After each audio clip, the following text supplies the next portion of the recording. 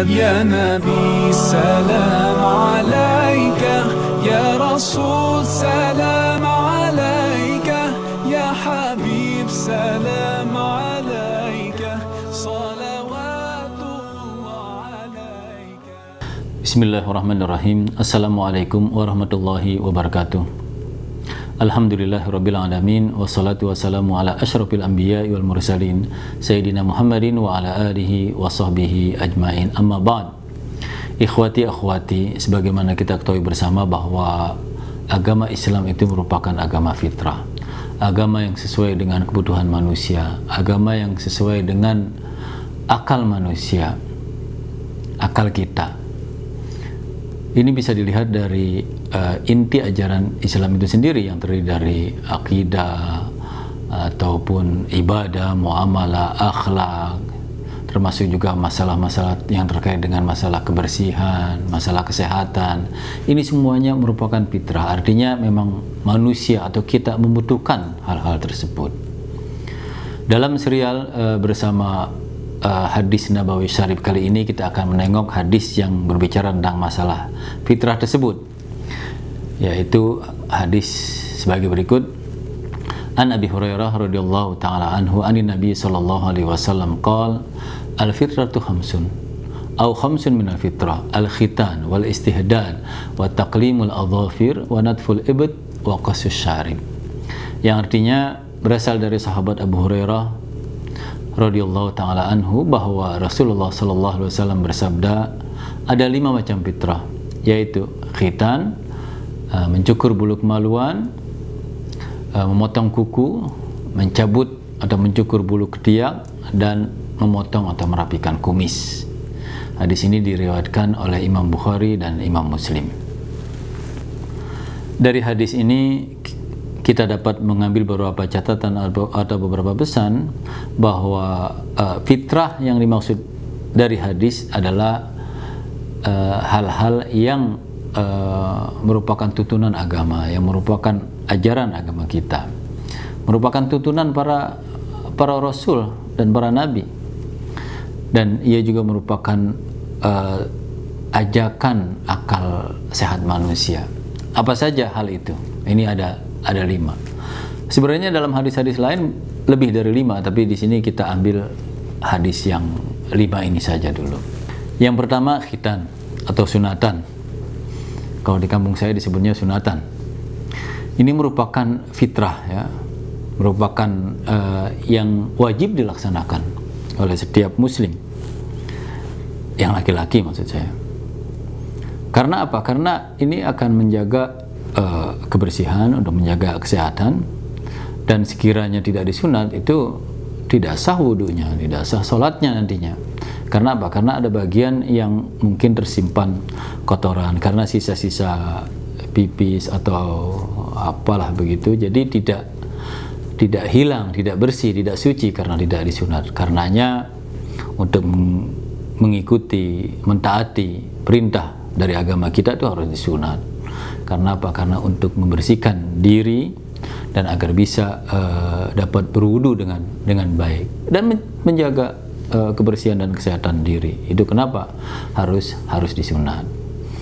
Sunat ini bagi laki-laki itu wajib. Jadi ya paling tidak sunat itu dilaksanakan sebelum dia itu balik, karena kalau sudah balik kan sudah wajib. Jadi harus suci, harus benar-benar bersih. Ya boleh juga disunat pada waktu kanak-kanak, jangan sudah menjelang balik baru mau disunat, nanti malu dia, udah besar, sudah ngerti, sudah paham. Bahkan di negara-negara Arab seperti yang saya ketahui itu waktu lahir itu laki-laki sudah langsung disunat. Dia itu tidak tahu bahkan kapan dia disunat, dia tahu pas dia udah besar sedikit dia tahu bahwa dia telah disunat. Ini untuk orang laki-laki wajib, ya.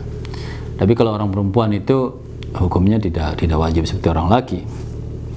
Itu tergantung dari situasi, bagaimana kebiasaan setempat lah begitu. Ya paling tidak sunnah saja.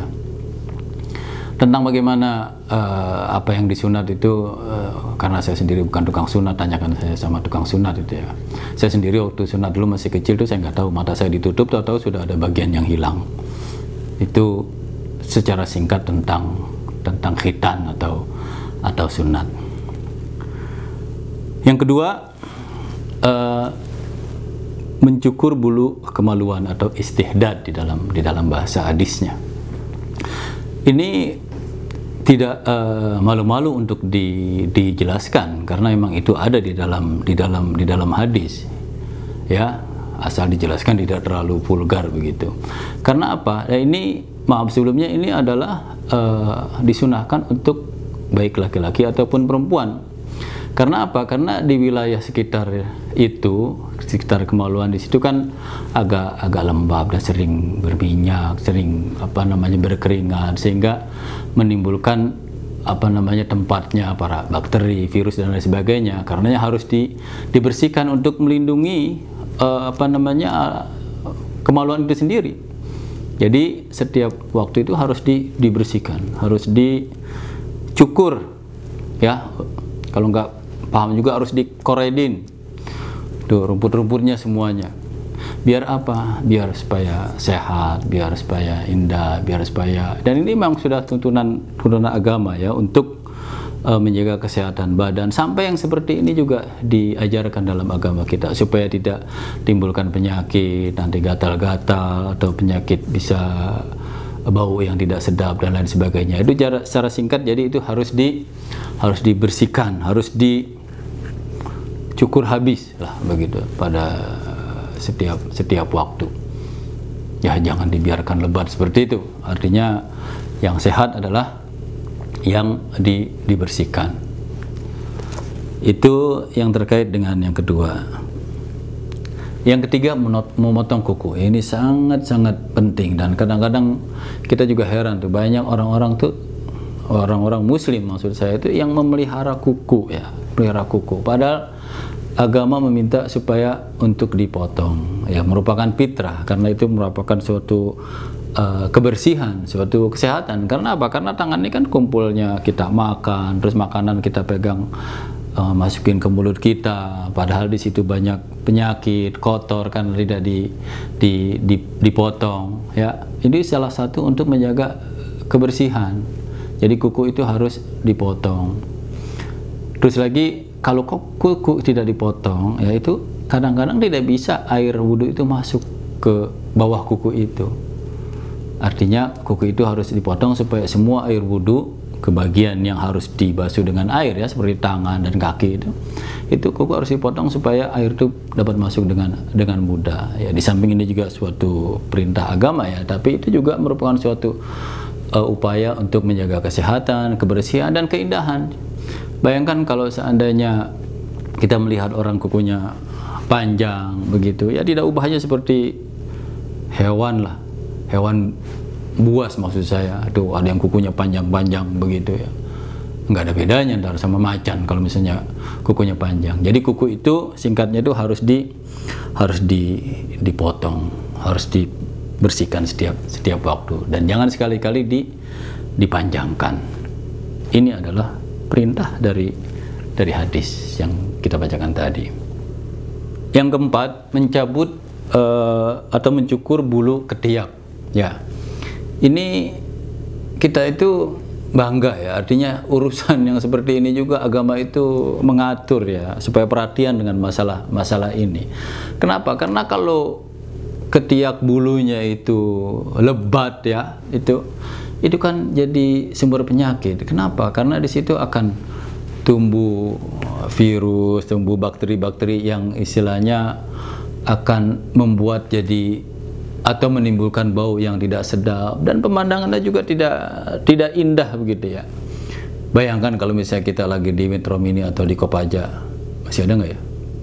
Kita ngelihat ada, terutama ya kaum wanita umpamanya gitu, kaum laki sama juga, diri, tangan diangkat begini, kelihatan semua bulu keteknya, itu kan menjijikan, ya, artinya tidak indah lah, ya, karena agama tidak menginginkan hal demikian. Jadi kalau misalnya bulu ketiak itu dicukur habis, itu kan menjadi baunya juga berkurang, ya.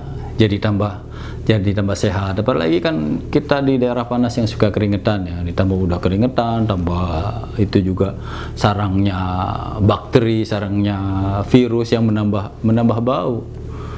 Ya, itu kalau bisa ya supaya dicukur habis setiap waktu. Ya. Mau dicukur sih atau dicabut itu terserah. Jadi ada juga ulama itu lebih baik dicabut. Tapi kalau saya pikir kalau dicabut kan sakit. Artinya kalau nggak bisa untuk dicabut ya cukup dicukur lah habis. Ya, setiap 2 minggu nggak apa-apa. Yang penting dicukur habis. Jangan sampai ada pemandangan ketek ya. Apalagi orangnya di daerah panas pakai kaos kutang begitu langsung kelihatan, itu tidak indah karena tidak mengikuti tuntunan agama yang kita banggakan ini. Terus yang kelima yaitu memotong kumis atau merapikan kumis itu. Jadi kumis itu ya harus dijaga keindahannya, kerapiannya. Jangan sampai kumis panjang sampai ke bawah nutupin bibir atas ya. Kalau minum susu atau minum apa pada nyangkut semuanya di kumis itu kan tidak indah begitu. Tidak, kurang bersih lah begitu.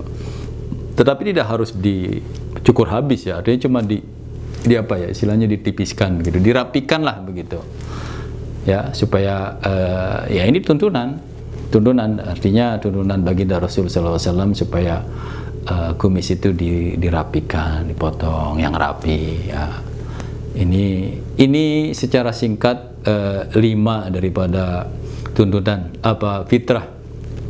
fitrah yang telah disampaikan oleh baginda Rasul SAW. Mudah-mudahan kita bisa mengamalkan ya. Ini saja 5 dari fitrah yang telah kita bacakan tadi. Mudah-mudahan hal ini bisa untuk mengingat kita kembali, kadang-kadang lupa ya. Langsung supaya kita perhatian dalam masalah yang sepertinya sepele tetapi tidak sepele, karena ini adalah ajaran agama. Tidak ada ajaran agama yang sepele. Lebih kurangnya saya mohon maaf. Wassalamualaikum warahmatullahi wabarakatuh.